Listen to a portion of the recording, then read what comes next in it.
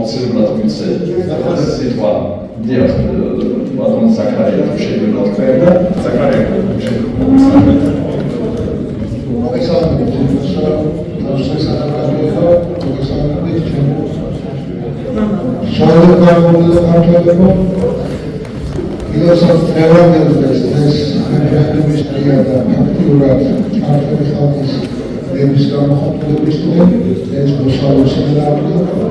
Ostatnio წლისწინ ქართულმა ხალხმა გეზი აიღო ეროვნული სახელმწიფოს დაშენებისკენ, რომელიც მას არებია სასწრაფოდ მოხდა თავდასხმა ეროვნულ სახელმწიფოზე და ხელში შეაჩენჩეს საქართველოს დასახლებას სამოქალაქო საზოგადოება. სამოქალაქო საზოგადოება არ მეიცავს ეროვნულობას. ჩვენზე ეროვნულად მოაზროვნეს სახელმწიფო ჭირდება.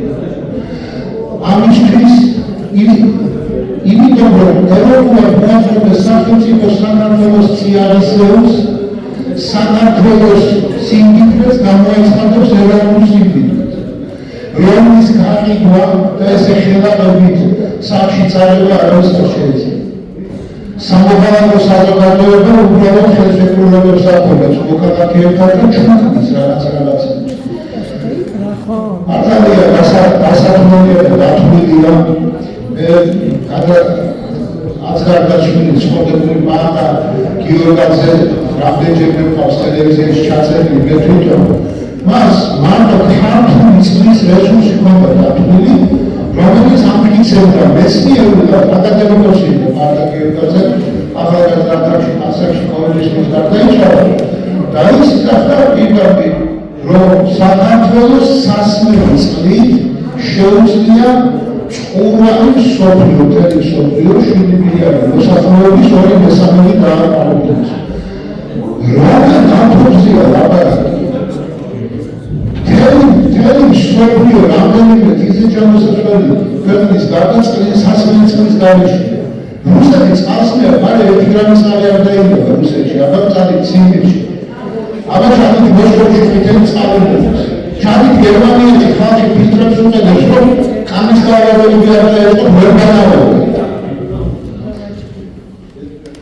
საქართველო ღმერთმა დააჩინო სასმელი რუსანაცრებეზე უარებია საქართველოს კავკასიის მღვიმეებში აუცილებელი თვით განახლებადი სიმდიდრე. და დღეს მე წარმოიდგინეთ საქართველოში ქართული წყალი მაღაზიაში უფრო ძვირის ვიდრე ირანში საქართველოს წყალი. ამას სიმათ პროდუქტები უნდა გავაიაროთ.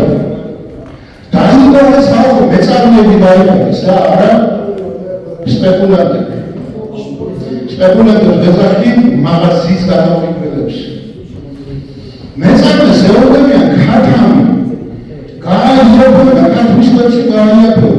ესე იგი მის რენტაბელობას უტყავენ და უნდა დაკეტონ. ეს სხვაშორის ქათმის წარმოება გაუწვა ამ გასაჭირებს და ერთ-ერთი წარმატებულ ბიზნესად მოგვევლინდა ბოლომდე არაფერი არ მოამუშავებს. და ამისი დამგრევია, რომ ქართველმა კაცმა არაფერი არ აწარმოოს და როგორ ექსპორტერ ქვეყანა დაგატეხეს.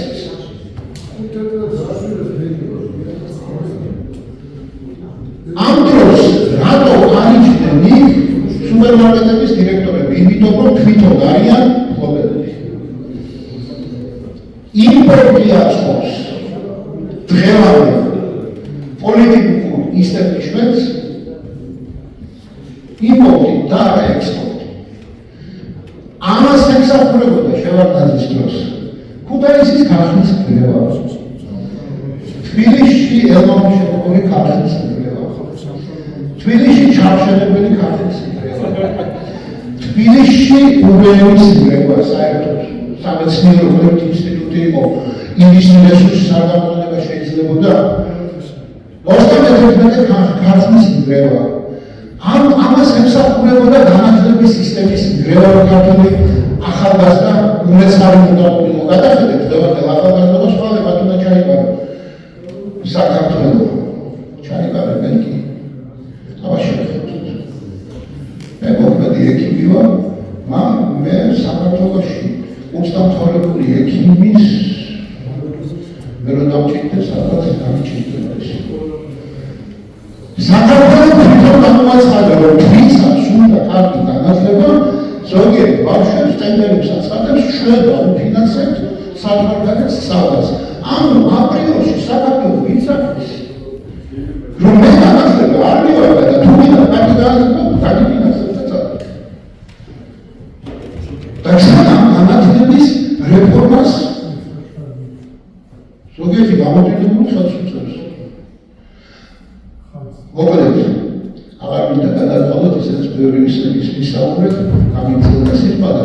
ერთი მინდა გითხრათ, რომ საქართველოს მომავალში ხელისუფლება მიცემულობა თუ ის ეროვნულ ნიადაგზე არის დარღვეულია საქართველოს სახე. ვერაფერს ვერ გააკეთებს. როგორ პროგრამების ამოწმებიდან ეროვნული კაცი მომხელთმანელობდა 300 კაცია პარლამენტს, იმიტომ გამიგდა ეროვნული საქმეები. ეროვნული კაცი არის დღეს საქართველოს. ჩვენ დავბედით. მივდივართ.